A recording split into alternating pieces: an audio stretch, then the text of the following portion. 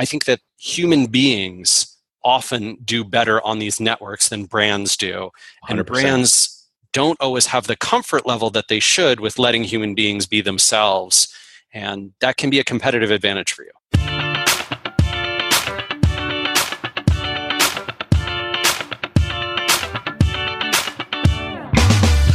Hey y'all, welcome to Selling with Social, the podcast that helps marketers increase marketing qualified leads, sales reps to shatter sales results, and sales leaders to grow as leaders. Each show, we interview sales, marketing, and social media practitioners, leaders, and influencers to help you connect, close more deals, build stronger relationships with clients, and improve your sales productivity. I'm Mario Martinez Jr. You're now listening to Selling with Social.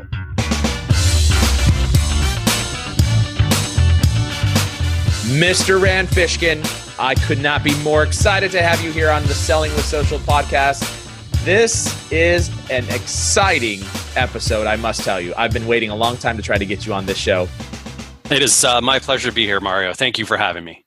So how I got you was we had a mutual friend, for those of you listening in, David Merriman Scott, a very well-known and respected marketing and sales influencer, also a member of our advisory board. I said, David, I've been wanting to get a hold of Rand. This guy is like, the god of SEO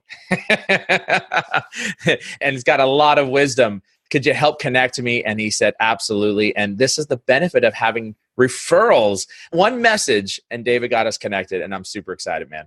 Oh, well, I'm thrilled to be here and honored. I'm not quite sure if I can live up to that title, but I'll do my best.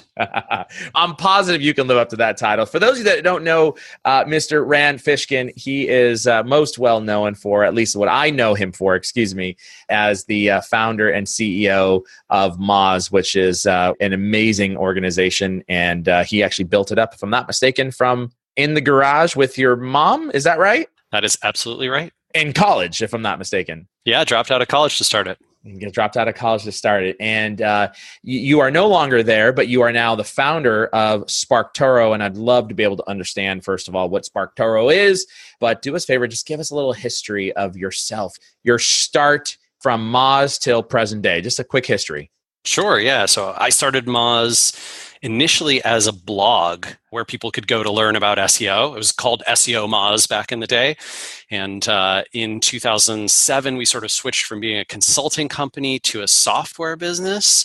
That started taking off. And in November of that year, I raised $1.1 million from some venture investors here in the Seattle area. And over the next 7 years was CEO, grew the company from couple hundred K to $30 million in annual revenue. I stepped down 4 years ago and stayed at the company for another almost 4 years as an individual contributor, and then just left in February and started SparkToro in March. Gave myself like a few hours of vacation in there. In between, I've done some other things. I wrote a book that came out in April called Lost and Founder, detailing a lot of the challenges and pitfalls and perils that I faced in the startup world, and hopefully helping other entrepreneurs, other business leaders, early stage team members to avoid some of those. I co-founded a company called inbound.org, a website with Dharmesh Shah from HubSpot. So Dharmesh and I, that's how we know each other. And that's how I know David Meerman Scott from HubSpot. Yeah, I do a lot of speaking and traveling, blogging, very active on social, all those kinds of things as well. And now I'm in the process of building this new company, SparkToro. So, you're quite humble, Rand. So I'm going to rant about you. If I think about, again, literally, I'm going to use the term, the god of SEO. You're one of the world's leading foremost experts on search engine optimization. And also you have left a legacy, right? I mean, it's funny. I will tell you, but one of the reasons why it sparked remembered to reach out to connect you and bring you on the podcast is because there was actually an advertisement on Facebook that was being advertised by Moz, and it was your face that was the advertisement. Now, this was just whatever it was, maybe a month ago when you and I connected to be able to get you on the podcast. And there was hundreds of comments on this where people were literally jumping out and crawling out of their skin because they were so angry that Moz was using your face to do advertisement for the company, for the Moz software. And it was people saying, I can't believe this is totally unethical. You kicked the guy out of the company. Oh, wow. With you. And like, they were just slugging it out with each other. And I'm talking about like hundreds of comments. People were like, it's not that big of a deal. Come on, move on, guys. And people were like, Fishkin followers. Wow. Oh, that's crazy. Yeah, no, I mean, I am still chairman of the board of directors at Moz, and still, my wife and I are still significant shareholders. I think we own 18% of the company or so. So I think it's totally legitimate to be, I'm 99% sure in my, whatever severance agreement, departure agreement, that they said, we can use your, your stuff. And obviously I still write blog posts for them on occasion and Whiteboard Fridays and all that kind of stuff. So it's totally cool by me, but I appreciate all those folks jumping in there. That's really, really kind. I literally sat there for about 10 minutes and I was just reading through it and I was like, wow, like there's something that happened here. Like what's going on? Wild. So you started out and, really what I spent some time on for those who are listening in, we've got sales leaders, we've got marketing leaders, sales enablement folks. And honestly, many of our listeners, they all aspire to grow their own business, to be able to start their own company, to have something for themselves and then, make it go big and giant. And quite frankly, that's one of the reasons why I started Vengreso, right? It was the same exact mindset.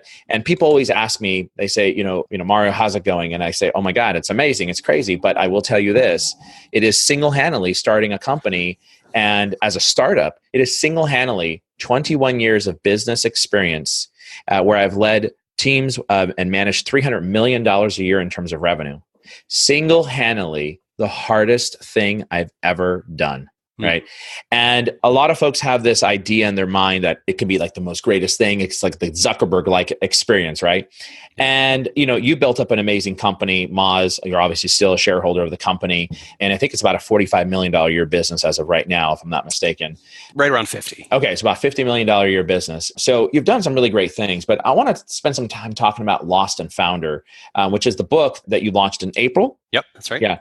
And you called it a painfully honest field guide to the startup world. So first off, why did you call it the subtitle, A Painfully Honest Field Guide? Give us some background on that.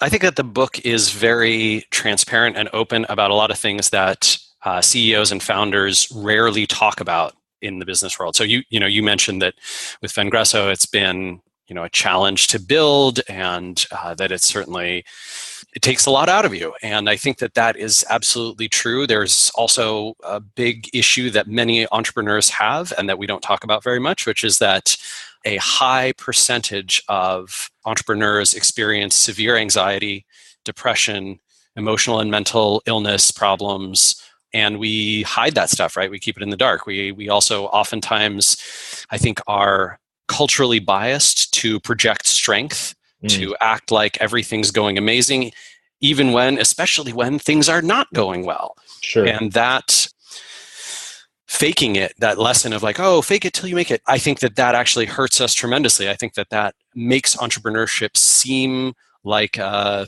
journey that, many folks don't know what to expect when they get into it. Right. And that I think we make it out to be a little sexier and smoother and less filled with bumps and hardship than it really is. And my belief is that by talking about those things openly, by sharing the pain that we all experience, we can learn a tremendous amount from one another and benefit from that learning by not having to repeat the same mistakes that other people have gone through. I think we can also help each other not to feel so alone. I think that aloneness, that isolation, is a huge part of why so many people in our fields struggle with these mental and emotional issues. I'm also of the belief that when we talk about hard things, right, things that make us feel uncomfortable, things that give us that pit in our stomach that, catch in our throat when we try to have that conversation, I think the more we practice those things, the more we talk about them openly, the better we become as a culture and the better we become as people, the better we become as leaders, the better our companies do.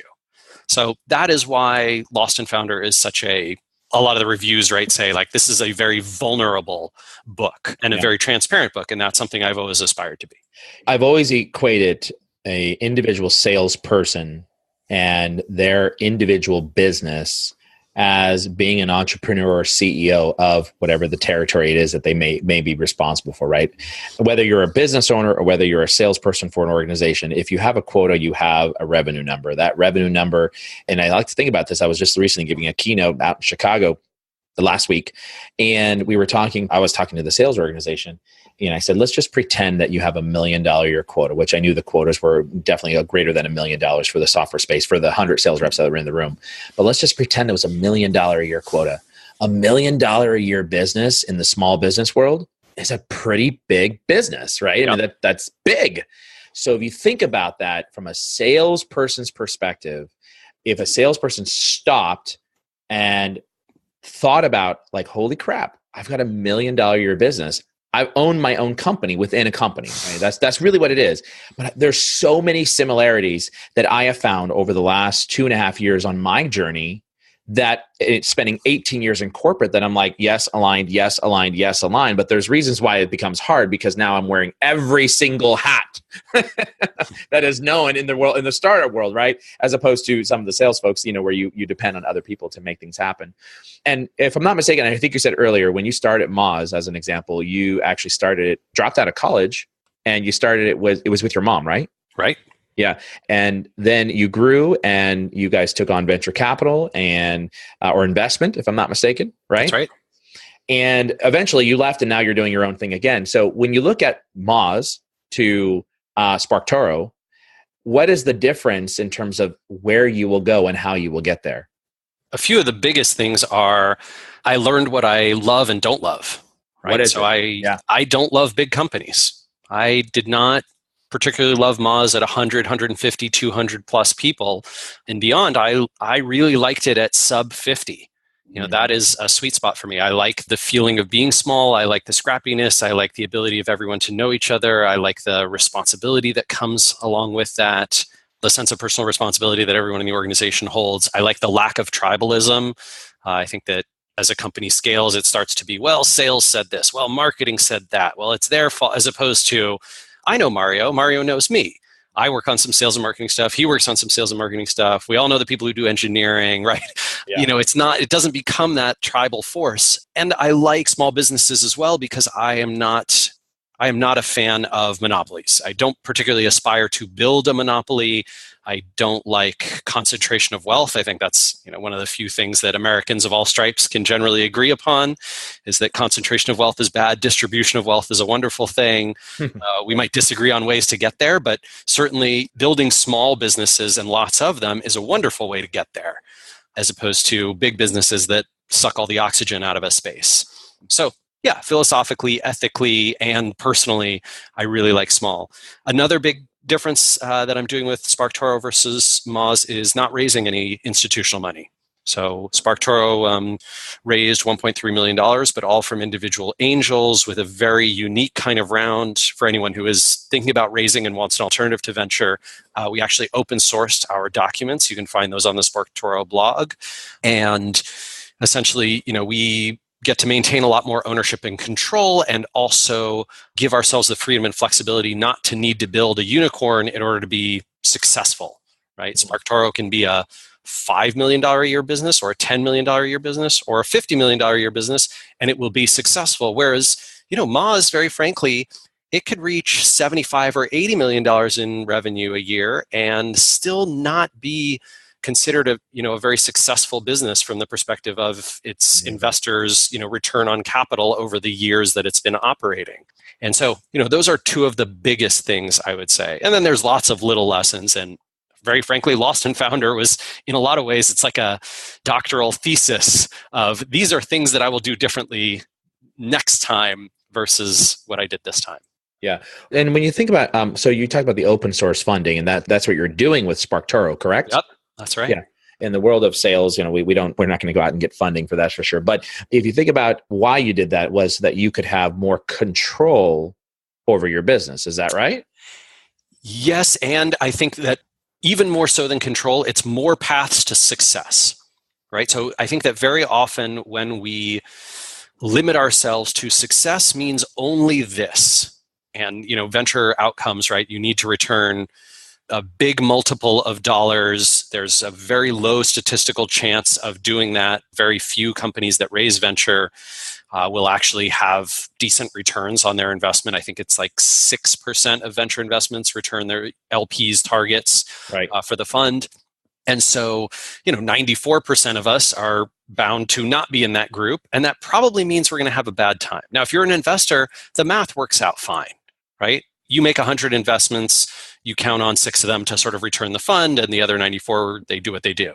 If you're an entrepreneur, those numbers really suck. Really suck. They really, really suck, right? And so I wanted to change the mathematics of that and to say, if we can raise a round that's structured in this other way, we can make our investors a lot of money, even if the business doesn't become, to use the classic venture terminology, a home run. We can be an incredible return on investment for our investors and a great financial win for ourselves, and build something that our customers love and that's good for our employees and team by having what Silicon Valley would call a base hit. Yeah, gotcha. So if you think about scaling for success, whether it's Moz or SparkToro, what are some of the secrets to scaling for success? I think that focus is probably one of the biggest ones, right? When you need to scale, the challenges that presents are enormous, and the ability that you have to spend your time, your energy, your dollars, your team's time and energy in just a few places to move that needle significantly is huge. If you spread yourself thin in terms of the products that you offer, or the ways that you operate, or the channels of communication, or the numerous forms of marketing and fulfillment, I think you really hurt your odds of being able to scale well. Doing one thing or a couple things really, really well is vastly easier than doing 50 things well. And so when do you know that it's time to be able to take on a third or a fourth item to continue growing the company? Well, first off, it depends on whether you need to. Well, right? That's a great point. Yeah, great point. You really need to, because you can continue scaling 1 to 2 things that you do really well and make it a big hit, right? Yeah, absolutely. So it depends on what your aspirations are, what your requirements are. Certainly that is one of the drivers. I think another driver can be looking inside the business and seeing that you are experiencing diminishing returns, right? So now we're investing X and we were getting out Y. We're still investing X, but we're getting 1/2 Y. So now we've got to invest 2X to get Y again. Gosh, all right, maybe let's just keep investing X there and look for another channel, another product, another source, right, where we can invest less than X and get Y out. Yeah. And one of the things I think you talked about in the book is really kind of exposing the ups and downs of startup life. And you touched on this earlier when you talked about experiencing depression, the emotional roller coaster, the things that we hide very, very well. Or not so well. Or not so well. Yeah, I guess it depends on who is impacted, right? Maybe Yep. family at home. But people ask me as an example, like even my own team, I was just on a call with our CMO and I said, you know what, God, I don't remember. I forgot. And our CMO says to me, he goes, Mario, I'm disappointed in you. And I said, why? And he's like, well, because you're forgetting, you're showing that you're human. Maybe that lack of sleep is actually trying to tell you that, if you slept more, you might be able to actually remember a little bit more. And I'm like, yeah, good point. I probably need to sleep, right? So as you're in, like, for example, in the startup mode, it is not uncommon for me to be able to, I have a very, very rigorous model that, as soon as 6 o'clock comes, I'm off the clock. I'm spending time with the kids. We're eating dinner together. We're playing kickball. I put them to bed. I do the whole bedtime routine, read the books, and then they go to sleep. And my wife, as everybody has heard before on this podcast, she suffers from an autoimmune disorder. So by the time 8:30 rolls around, she's pretty much turned into a pumpkin. So, I'll spend some time with her in the evening. And then after 9:30, come back into work, and it's not uncommon for me to be here till 2 o'clock in the morning. But then my boys wake up at 6 in the morning. So that's like, 4 hours of sleep. No bueno. It's a short-term problem, but that's just one up and down of startup life, of only getting a few hours of sleep to try while you build this.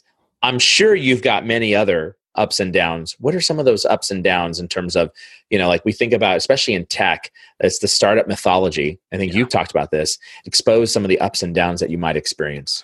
Yeah, so happy to talk about that. I I sort of want to spend just a minute on what you've just talked about, which is that lack of sleep. And oh yeah, sure. Tell me that I'm going to die. I know. So it's not that. That is also true, which I'm sure you know. So I think where we have lots of good research is around how heavy amounts of work and low amounts of sleep impact decision-making quality. Okay. Right.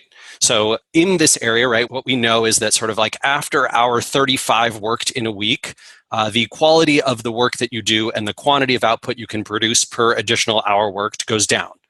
Not all the way to zero, right? Even hour 55, you're still producing something, just not as good as what you were producing in hour one and not as productive as what you were producing in hour one. So you're getting diminishing returns every additional hour. And I think that all of us need to find, where is the asymptote? Where should I stop? What actually makes sense for next week? The other thing is, I think that the job of a leader is to make great decisions. That is our primary motivation. That should be the thing that we focus on the most. And we should expend as much energy as we possibly can to figure out what we can do to make great decisions. And all the data that we have from research studies and company studies and Google looking at this problem and Harvard Business Review looking at this problem is get more sleep, right? 8.5 hours sleep per night, your decision-making ability goes dramatically up. Multiple nights of less than 7 hours, it goes down vastly.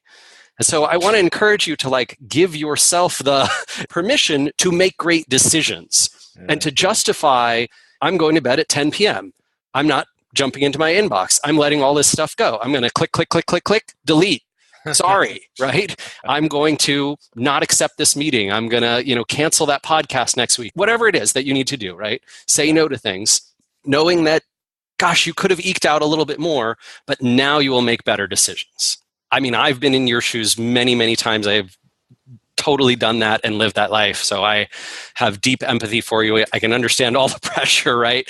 I would just encourage you and anybody who's listening to consider that experiment for themselves. Yeah. In corporate world and B2B sales folks, it's not uncommon for someone to come home, you spend time with the family, you eat dinner, and then you go right back into work to be able to get done what you need to get done, right? I mean, this is something that especially this happens in this new work from home environment where, corporations are like, oh, we want to give you time freedom. We want to be able to give you, not have to come to the office. Really, actually, what you're doing is you're getting more productivity, supposedly, and you're also saving on real estate. Yeah, which I think is brilliant. I think that the challenge is that all of us as employees or founders or those kinds of things is we need to set our own limitations intelligently and say, great, boss or myself, I'm my own boss, right? Yeah. This is what I can accomplish reasonably this week. This is what I will commit to. And I hold myself to the standard of getting done the things I said I was going to get done, and I try and make that something that will fit into sub 40, sub 50 hours a week so that I can effectively do all the other things. One of the awesome things that our brains do as human beings is process in the background.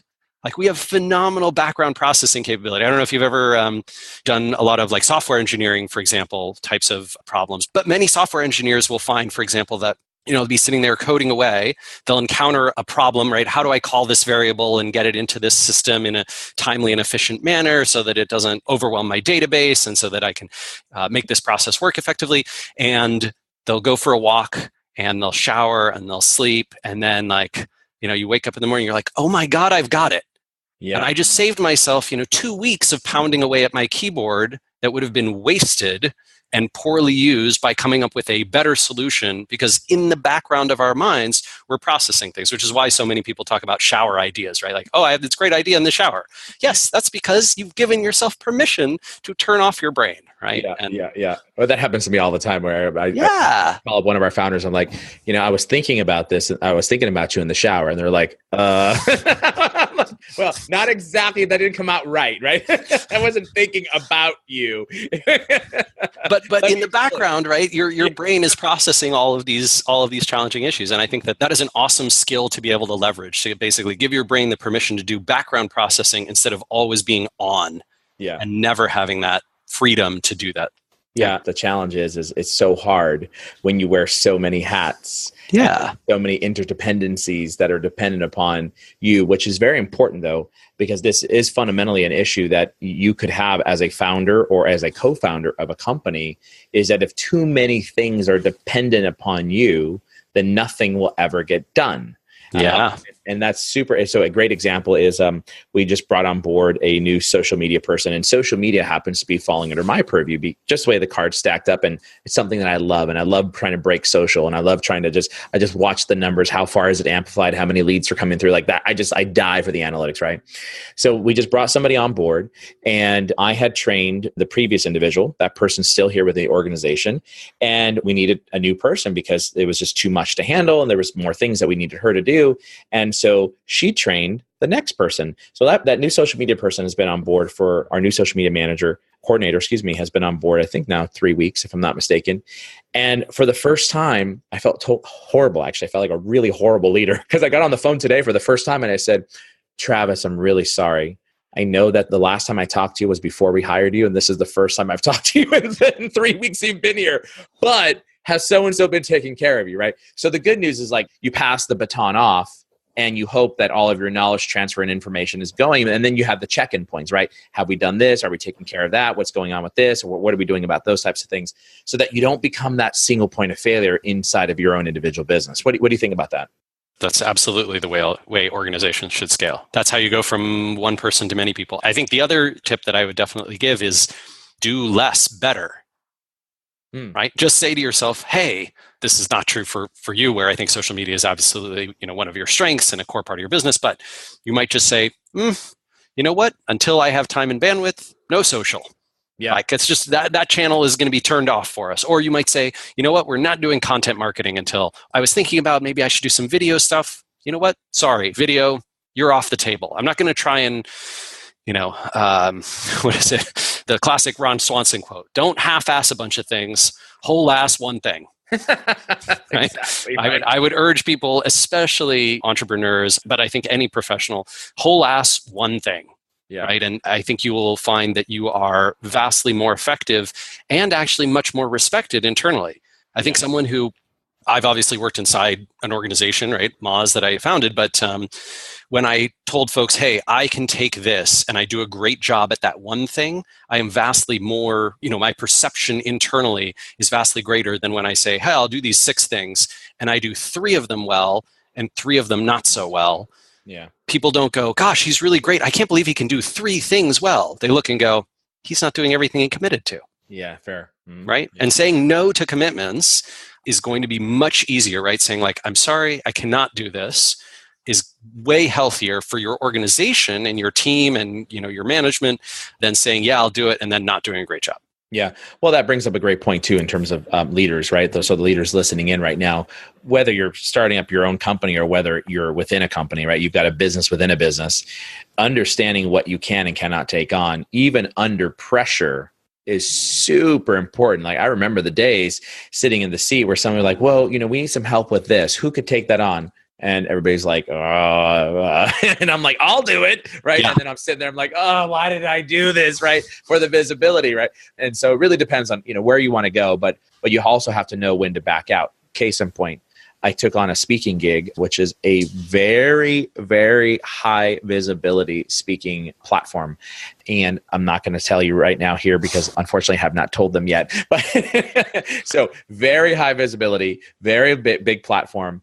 And I have been traveling for the last couple of weeks, and I just came back and I said, I can't do it. Yeah. I can't do it. The brand and the visibility and the platform to speak would be absolutely amazing. And from as a speaker in the world of social, in the world of digital, in the world of as a sales influencer, I would love it, but I can't do it. I just can't do it. And now I'm getting to the point now where I think I'm mature enough in the process that I can say, you know what, I can't do that. And I think salespeople and sales leaders, we look to take on this and this and this and this so that we can get those promotions or we can get the visibility. But to your point, if you're taking on 6 things and you do 3 really well and 3 not so well, it's not like, oh, you did 3 things really well. No. What you exactly said is right. Oh, he sucks because he's not doing these 3 things not so well. Yeah. Yeah. I mean, far better to say no and give someone else that opportunity and have that event come back to you next year and be like, hey, what about this year? Do you think you could swing it? Versus going and doing a mediocre job, or going and doing a great job and falling down on a bunch of other stuff around your Sure. business or the rest of your life, right? I mean, work is not the only thing that matters. Yeah. Yeah. Right? Your family matters, your friends matter, you matter, time for you, binge watching whatever you're watching on Netflix, playing video games, reading a book, right? Like those things are important. Hey, hi, Geraldine. We had a visitor that popped into the room here. I think that was your wife. Yes, that is my wife. Yeah, I love it.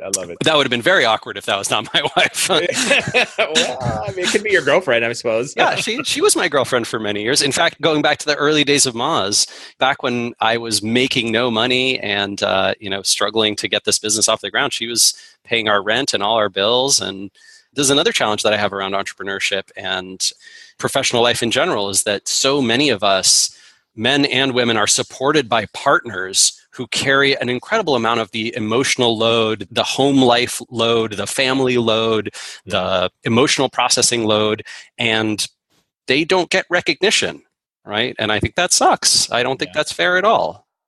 So I recently did a post on social, and it was about my wife, Donna. She is not me. She is the total introvert. She does not want the visibility. In fact, she doesn't even have a profile on LinkedIn. I'm sorry. She has a profile. She doesn't have a picture.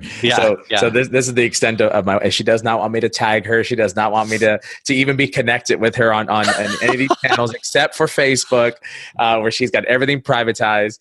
But the post was that behind every great, I think, successful individual, there's somebody there that's supporting them, right? Yes. And in my case, my gosh, my wife has taken on the load at home, and to her complaint, I don't know if she's listening in over here on the other side, but to her complaint, which is valid, I go to work, I walk out of my office right here off the boat, right? No, not off the boat, but I walk out of my office and I'm like, okay, boys, let's go play. And she's like, why do you get to, you just walk out. Yeah. I have to cook the dinner, everything's set for you. Everything's ready to go. Everything's you get to go play. I'm like, okay. What do you want me to do?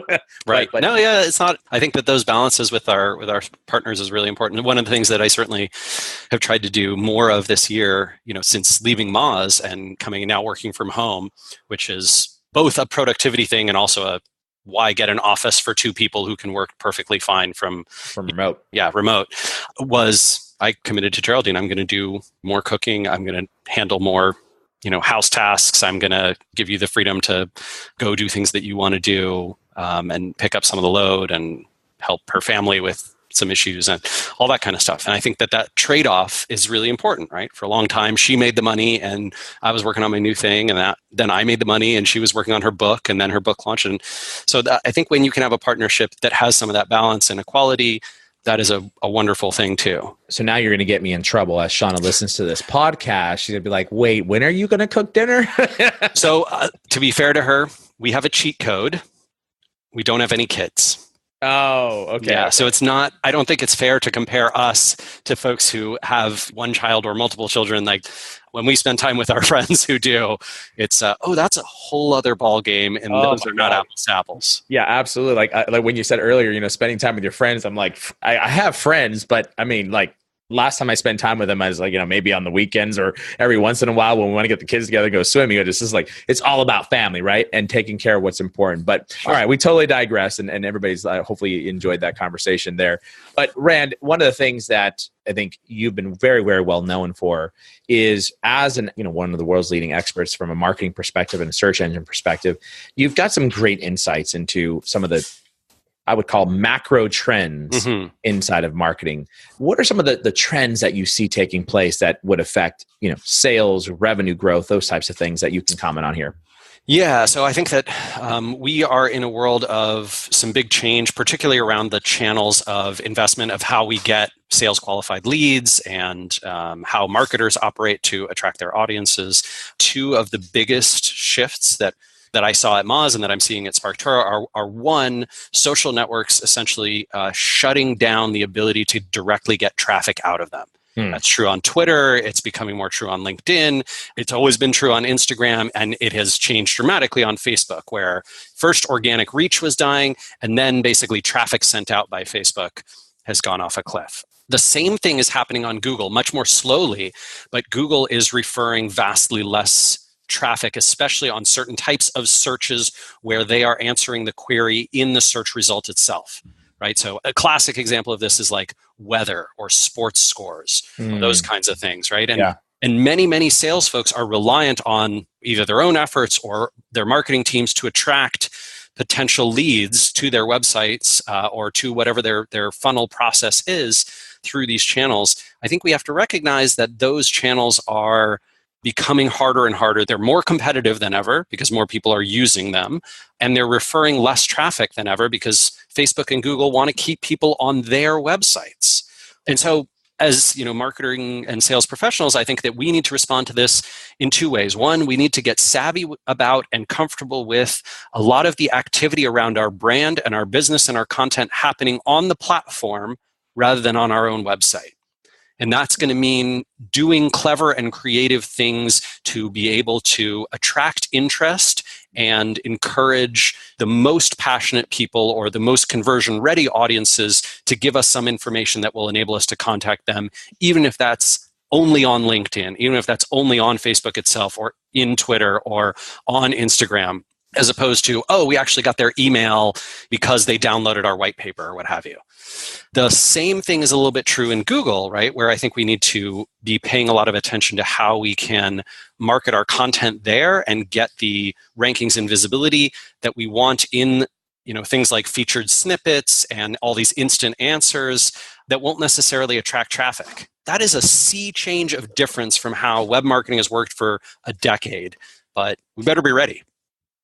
Yeah, interesting you mentioned that. And some of the things that we're actually seeing, even on, as an example, using LinkedIn as a specific example, the more people you get, it's the law of diminishing, Yes, right. Your engagement rate goes down. Yeah, the more your engagement goes down. But one of the things that I think we're seeing is that in totality, most organizations haven't equipped, as an example, their employees to be able to become brand advocates, and certainly not their salespeople to become brand advocates, right? So allowing the sales organization to share content is actually better than not having them share any content, because you have more opportunities for touch points with your targeted buyers. However, to your point, getting comfortable with engaging with your buyers specifically on the platform versus directing them to your website is a big thing. Yeah. And this is where the individual sellers could really play a role at here. And a great example of that is, we know on LinkedIn, native video, not YouTube videos, but native video. Yep. LinkedIn is amplifying those pieces of content, right? And so you've got to drive those call to actions to do something through that video messaging. Or even taking, we talk a lot about the long form posts. You can do up to 1,300 characters. I think there's 12.99 or whatever the number is, 1,300 characters. So instead of writing a long form blog post and hopefully bringing everybody to your website, write the long form content through LinkedIn with the video, and allow people to be able to come back to your particular brand or your website or come out and search you, and then teach your salespeople what to do when they've shared this piece of content as a long form piece and a buyer has looked at their profile, because that's usually the trigger point. That's exactly. Oh, this is an interesting piece of content. Who the heck is this Mario Martinez guy or this Rand Fishkin guy? And they click on your profile. To see that. Yeah, you get to see that publicly in likes and shares and comments as well, which shows more engagement, right? And so then those are people that you can reach out to. So in addition to video, it's not just video content that's working this way. Text content, same thing. LinkedIn is amplifying pure text posts more than posts that contain links in them. And so a bunch of people have sort of hacked this by saying, here's this text content, and the first comment comes from me, and the comment has the link in it. And that can certainly function. Some people are even sort of astroturfing it and asking their friends or people in their network to leave the link in their comment, so it looks like it's from a third party. I don't know how long that will work for, but there's all these different tactics that people are leveraging. Actually, I've got a philosophy and I've got an issue fundamentally with that. And I'll talk about it here because it's the first time I've ever said anything about it. A lot of folks have told marketers or individual or small companies or marketing folks to do exactly as you just said. Take the link, put it in the comments, right? So long text, and LinkedIn's amplifying that. My response is, Don't do that. Here's why. Because most people, when you look at your LinkedIn feed or the individual posts, what LinkedIn is doing is that LinkedIn shows the comments from top comments down to the bottom comments. Yep. So if your comment with the link is somewhere buried below page 2, page 3, page 4, no one will ever find it. And so your call to action is gone. Like, you've missed that opportunity to drive them to a call to action. But if people were smart, what I haven't heard people saying is okay, if you put it in the comments, now what you do is you take that one specific comment and you get the link for that particular comment. I don't know if you know this, but if you look at the comment, you click on the little right-hand corner, there's 3 little dots for that comment. It says copy link, so you can get that one link to that comment. Now you take that and you ask everybody to like that comment so that becomes to the top of top comment. Right, sure. As opposed to, it being... there's the organic way to do that too, which is essentially to provide a bunch of value in that link and in that comment with that link, which will naturally get it to be the most liked one. In theory, that can work as well. That's hard. That's hard to do. No argument. Yeah. To be honest, that's what I've tended to do with LinkedIn lately, is to do that. And I think, I'm an unfair example because I have a very large number of followers and lots of people who like everything that I post there. And so I can almost reliably do that with top comments. But which is interesting because if you think about this, most brands need a Rand Fishkin in the organization. No, but think about it. They need so we have in ours a chief visibility officer. There's a reason for a CVO, right? Now, generally the CVO is used in a retail environment for creating visibility to the brand, but it's no different. And like, you also hear this thing called chief growth officer that is popping up nowadays a lot, right? But it's got to be a chief visibility officer so that when that chief visibility officer with that type of following can engage on a particular post, you've got everybody who's following that individual, plus those that are the extended part of the network that can bring that visibility like a Rand Fishkin can or a Mario Martinez to a particular post, right? Yeah, I think that you can distribute these efforts as well, right? So you don't need one person. One of the things that I think that was smartest that we did at Moz is over time to promote many people, right? Moz has Dr. Pete and Brittany Muller and Russ Jones, right? And Shaw Menz and all these impressive folks who have built up their own personal brands, but also inside the company. Some of them were recruited prior to that. Some were recruited because of their brands and then put inside the firm. But I think that human beings often do better on these networks than brands do. 100%. And brands don't always have the comfort level that they should with letting human beings be themselves. And that can be a competitive advantage for you. Absolutely. And that is how you leverage your sales people to be able to be those brands or thought leaders and not do this. One of our clients, I can't name the name, but one of our clients has a, no joke, no lie, 72-page social media policy guide. Yep. So in that case, guess what? I'm not reading it, and I'm just not going to be social for you, right? Yes. It doesn't make any sense because anything I say or do will be used against me in the court of law. Right? So no way. That's just outrageous. But we were just with a firm that just brought us on board, and we were with all the C-suite executives. And throughout most of the day, we were doing this large assessment for them. Throughout most of the day, most of the C-suite kept saying, "Oh, CXO, you need to do this. Oh, no, CXO, you've got the best brand, you've got the best visibility." And he kept saying, "Well, wait a minute. What about you? What about you?" And I finally said, "I have to step in. You are the other CXO for a reason. You are the other CXO for a reason.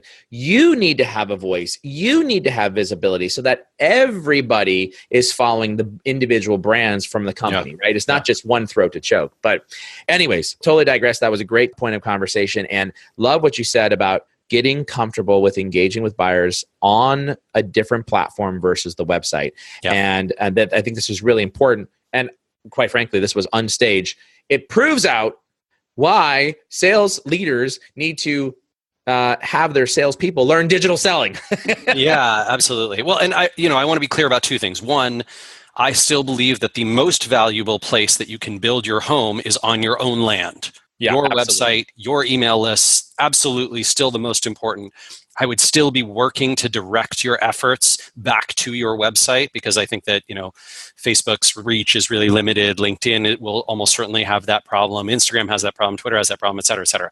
And the second thing is I would really encourage folks to build their digital brand beyond purely these common social networks. there are often discussion forums and platforms and places where conversations and editorial, guest posting opportunities and other forms of contribution and valuable comment threads are happening on platforms that are not just Twitter, LinkedIn, Facebook, Reddit, Instagram, et cetera, but rather, xyz.com that publishes a great trade piece in your industry, and the comment section there is filled with a bunch of valuable, influential people who are having discussions about what's going on. Go there too, right? Yeah. Think about those other places. Be broader than purely this type of thing. Think about, what are the podcasts that my audience listens to? Can I be a guest on those? Can we sponsor those?